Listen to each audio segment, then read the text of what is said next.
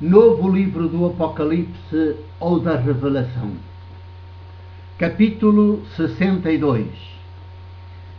Título: Educação moral e religiosa católica.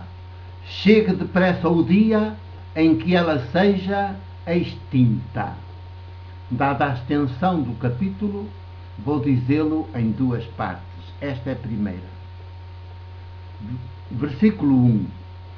Só a sigla e o título da disciplina EMRC, que a sigla esconde, já assustam, porque nos remetem para os tenebrosos tempos do fascismo salazarista, ou mesmo para os ainda mais tenebrosos tempos da Idade Média.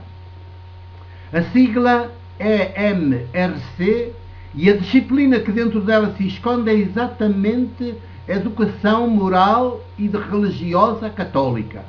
Assim se chama a disciplina, que continua a ser lecionada na escola pública de um Estado laico como o de Portugal. Nesta altura é facultativa, o que já é menos mal, mas ainda lá está. E os adolescentes e respectivas mães, respectivos pais, são subrepticiamente aliciados pela generalidade dos párocos católicos a inscrever-se nela, a inscreverem nela as suas filhas, os seus filhos e a frequentá-la. E outros mais, porventura indecisos, lá acabarão por ir também num inevitável mimetismo de grupo.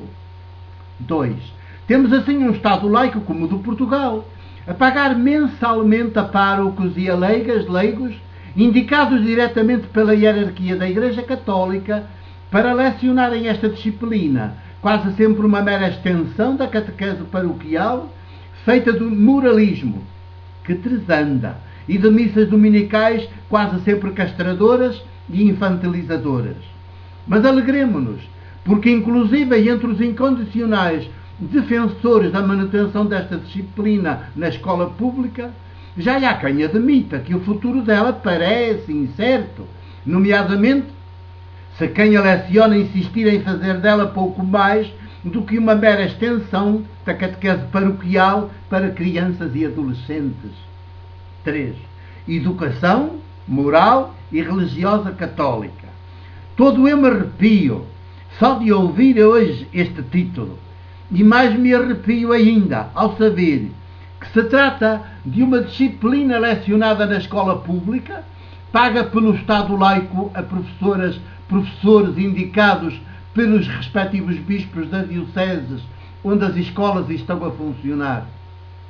O que vai por aí de promiscuidade e de cumplicidade entre o Estado constitucionalmente laico e a hierarquia da Igreja Católica. O que vai por aí do pecado institucionalizado, silenciado e praticado como se fosse virtude. O que por aqui vai de indignidade, de incoerência, de oportunismo, de mentira, de hipocrisia. Numa situação assim, ainda pode haver lugar para a profecia na Igreja? Nem os responsáveis maiores do Estado laico têm vergonha e dignidade, nem até então pouco os responsáveis maiores da Igreja Católica. 4. Em certas ocasiões, uns e outros parecem muito zangados na praça pública, mas é só para português ver e cegar. Um acordo como este ainda em vigor, mais outros acordos também em vigor, como o do chamado serviço de capelães nos hospitais públicos e o dos capelães das Forças Armadas, ambos a funcionar como padres indicados pelos respectivos bispos das dioceses e nomeados pagos pelo Estado laico, são uma vergonha, uma indignidade de um e de outro lado, que dizem bem que por aqui vai de corrupção, de sacristia encapotada, de fascismo democrático, de liberdade condicionada, de prostituição e idolatria institucionalizada, numa palavra, de Evangelho de Jesus por parte da hierarquia católica e de antissecularidade por parte do Estado português. 5. São cedências sobre cedências como estas que cada qual a mais grave que corroem, minam, pervertem dia e noite como a traça, tanto o Estado como a Igreja, e que alcançam o seu paroxismo no chamado casamento canónico, em que o pároco católico que preside ao ato é simultaneamente representante oficial da Igreja Católica e do Estado português. Parênteses. Pelos vistos, as igrejas minoritárias do ramo protestante, em lugar de se baterem denodadamente pelo fim desta vergonha e deste pecado institucionalizado, tudo fizeram para também serem contempladas por ele. E assim se fez, numa confirmação do velho e sábio aforismo de que uma maçã podre, quando não é retirada a tempo de entre as outras ainda sãs, depressa as apodrece a todas. Fechou o parênteses. 6. Noutros tempos, nos meus primeiros anos de padre presbítero da Igreja do Porto, ainda o ditador Salazar era o Estado português, também eu fui professor de religião e moral em 2 liceus do Porto, respectivamente Alexandre Herculano e Dom Manuel II. Tinha então apenas 1 ano de exercício de ministério presbiteral. Pelos vistos, evangelicamente e jesuanicamente tão bem sucedido, que o saudoso pároco das Antas, cuja residência paroquial, erguida mesmo ao lado da igreja, nessa altura ainda em fase de acabamentos, eu pude partilhar com ele, ainda o primeiro dos 2 anos inicialmente previstos não tinha concluído, e já ele reclamava, junto do bispo Florentino, que me ordenara e nomeara para seu cooperador, que me tirasse de lá, porque eu era como um menino de 25 anos que lhe dava cabo da pastoral de cristandade reciclada que ele estava apostado em levar por diante como exemplo para os demais párocos da cidade. 7.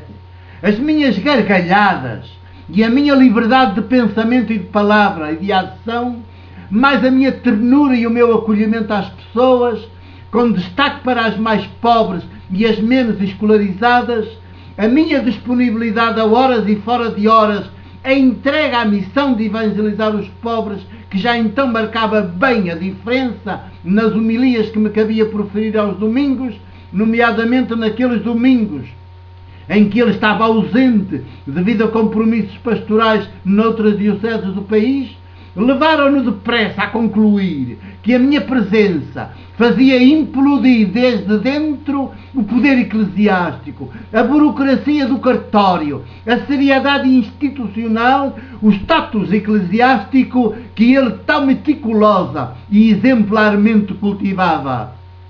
Tive de ser sacrificado e banido. 8.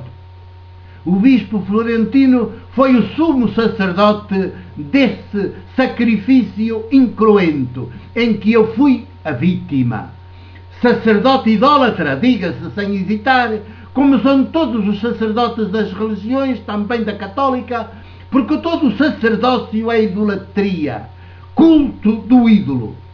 Ou não fosse verdade que Deus vivo de Jesus, do que verdadeiramente gosta, é de misericórdia, de mulheres e homens adultos como meninas, meninos, de alegria partilhada, de liberdade e responsabilidade, de seres humanos à solta e à intempérie, entregues a práticas políticas maiêuticas que levantem quem está caído, libertem quem está oprimido, abram os olhos da mente e da consciência a quem ainda está cego pela ingenuidade, cuidem de quem está ferido e machucado, integrem quem é e está excluído, façam falar quem está mudo, ressuscitem quem está morto e atado de pés e mãos como Lázaro da parábola teológica do Evangelho de João.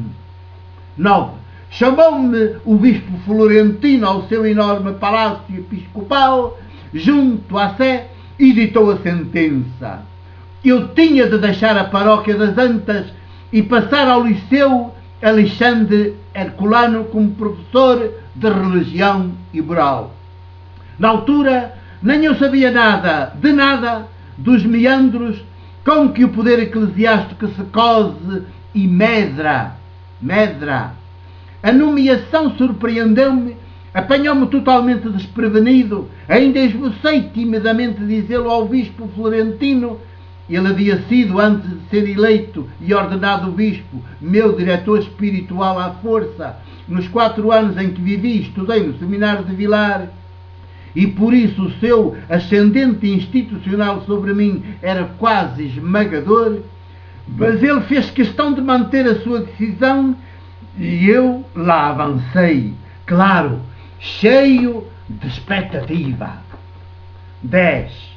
Foi então que pude ver por dentro o que aquilo era. E recusei-me a ser mais... Termina aqui a primeira parte deste capítulo 62 e vamos já prosseguir com a segunda parte. Até já.